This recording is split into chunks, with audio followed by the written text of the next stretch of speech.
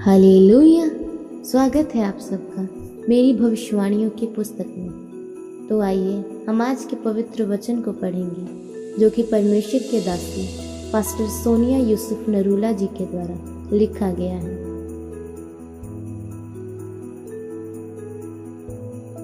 बेवजह की शर्मिंदगी को खत्म करें। जैसा कि मत्ती अध्याय 9 उसकी 21 आयत में लिखा है, क्योंकि वह अपने मन में कहती थी, यदि मैं उसके वस्त्र ही को छू लूंगी तो चंगी हो जाऊंगी। मेरे प्रियो, बाइबल बताती है कि सबसे पहले आपको परमेश्वर के पीछे चलना होगा। जैसे एक 12 साल से लहू बहने वाली औरत के लगातार लहू बह रहा था और उसने सभी वैद्य डॉक्टरों से इलाज करवा लिया था।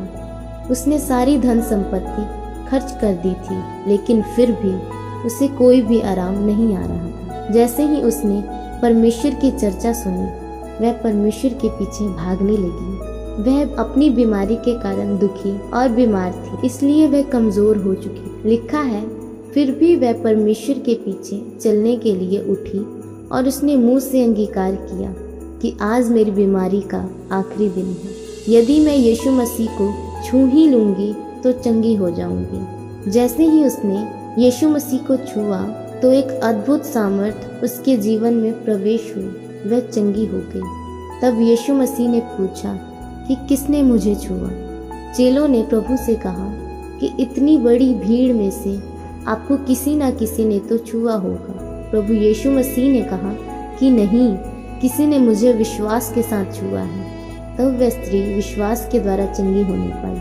उस स्त्री की जिंदगी से परमेश्वर ने बेवजह की शर्मिंदगी को खत्म किया। अगर एक परिवार में एक व्यक्ति की जिंदगी में बीमारी है, दुख है, गरीबी है, तो वह एक बेवजह की शर्मिंदगी है। उस बेवजह की शर्मिंदगी को खत्म करने के लिए आपको परमेश्वर के पीछे चलना होगा।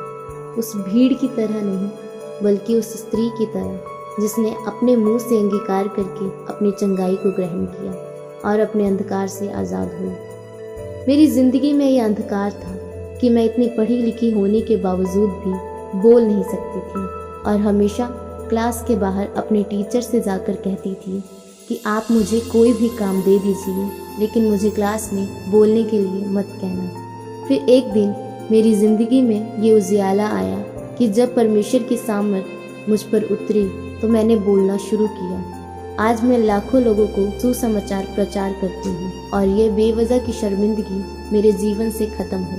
आज बहुत सारे लोगों की जिंदगी में सालों से बीमारी की, दुखों की और गरीबी की शर्मिंदगी चल रही है, लेकिन वो इन शर्मिंदगियों से आज़ाद होने के लिए कोई कदम नहीं उठा रहे हैं। वे अपने जीवन में मेहनत नहीं करना चाहते। वे सोचते हैं कि सब कुछ अपने आप ही हो जाएगा, लेकिन ऐसा नहीं है। आपको अपने छुटकारे के लिए आगे आना होगा। जैसे लहू बहने वाली औरत अपनी चंगाई के लिए आगे आई और वह आज़ाद हुई। इसलिए मेरे प्रियो, अगर आप अपने जीवन से बेवजह की शर्मिंदगी को दूर करना चाहते हैं तो आप भी परमेश्वर के पीछे चलें। चाहे वो बीमारी हो, जादू टोना के बंधन हो या गरीबी हो, परमेश्वर सब शर्मिंदगियों को दूर करने की सामर्थ्य रखता है। इस वचन के द्वारा आपको आशीष मिले। आमीन।